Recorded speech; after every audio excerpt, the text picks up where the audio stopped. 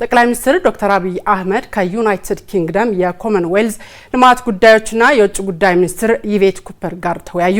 ጠቅላይ ሚኒስትር ዶክተር አብይ አህመድ በማህበራዊ ትስስር ገጻቸው ባስተላለፉት መልእክት የዩናይትድ ኪንግደም የኮመንዌልዝ ልማት ጉዳዮችና የውጭ ጉዳይ ሚኒስትር ይቬት ኩፐርን አግኝቼ በቁልፍ የሁለትዮሽና ቀጠናዊ ጉዳዮች ላይ ተወያይተናል ሲሉ አንስተዋል።